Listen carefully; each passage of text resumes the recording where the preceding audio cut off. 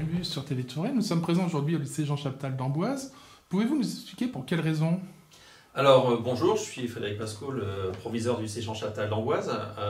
Donc nous allons accueillir dans un logement de fonction de l'établissement dans les prochains jours une famille ukrainienne. Donc deux femmes qui sont cousines et puis la fille de 6 ans de l'une d'entre elles. Comment cette demande vous est arrivée?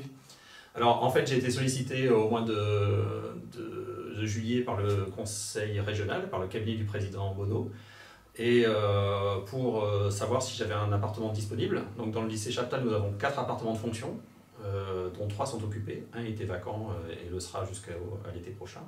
Donc j'ai proposé cet appartement au cabinet. Et du coup, à la rentrée des vacances d'été, au mois de septembre, on a avancé dans le projet et c'est comme ça que tout ça est parti. Et quels sont vos besoins pour ce logement?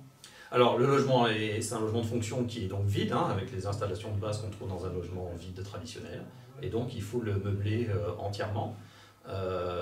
Avec, il y a 3 chambres, donc 2 chambres d'adultes, une chambre d'enfant, un salon-salle à manger, une cuisine et puis une salle de bain. Voilà, donc il faut trouver tout l'ameublement pour ce logement. Et une personne qui souhaite vous remettre un don de mobilier ou d'électroménager, comment ça va se dérouler? Alors pour l'instant, on a mis en place une adresse mail qui permet aux personnes de proposer des meubles. Donc l'adresse mail on en trouve sur la page Facebook du lycée Chaptal, hein, c'est le plus facile pour la récupérer. C'est aedchaptal tout accroché @gmail.com et ça permet de proposer des meubles. On donne son nom, son prénom, ses coordonnées pour qu'on puisse les recontacter et puis ce qu'on peut proposer. Et puis on va faire une synthèse de tout ça et on rappellera toutes les personnes. Certaines parce qu'on prendra une partie de ce qu'ils nous ont proposé, et puis d'autres pour leur expliquer que comme on a eu plusieurs demandes similaires, on a dû faire un choix et effectivement on n'aura pas besoin de ce qui nous seront proposés. Hormis l'accueil, quelle va être votre démarche pour accueillir ces gens et vous allez les aider à les orienter? Il y a des choses qui sont prévues?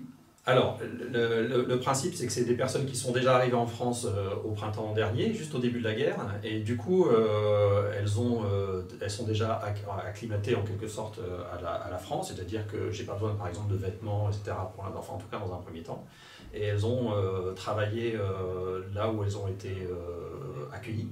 Mais pour des raisons un peu complexes, il faut qu'elles trouvent un autre logement et c'est pour ça qu'elles vont venir ici. Et donc du coup, nous allons maintenant mettre l'accent sur l'apprentissage de la langue française. Et donc on va travailler avec un organisme de formation locale pour qu'elles apprennent le français.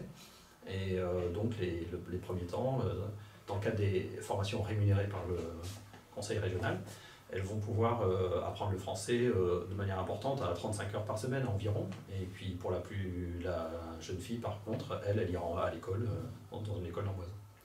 Et ce suivi de ces personnes-là, c'est dû à la demande du conseil général, du conseil régional, ou c'est vraiment un souhait personnel? Alors, on va être un peu un trinôme, hein, puisqu'il y a le cabinet du président qui reste bien évidemment sur le suivi de ce projet. Après, moi, je vais m'engager forcément personnellement, puisque c'est des gens qui vont habiter dans l'enceinte de l'établissement comme moi. Donc, évidemment, je vais les accompagner dans ces démarches-là. Et puis, il y a une troisième personne qui est une personne qui est une réfugiée ukrainienne, mais qui parle français couramment, et qui va nous accompagner dans cette démarche pour les traductions, puisque ces 3 personnes ne parlent ni français ni anglais. Donc, il va falloir un peu d'aide, et puis le Google Traduction classique pour nous accompagner là-dedans. Mais effectivement, je vais m'engager dans cet accompagnement au départ, et puis après j'essaierai de trouver le relais d'une association pour m'aider dans ces démarches-là. Très bien, je vous remercie, à très bientôt sur TV Touraine. Merci, au revoir.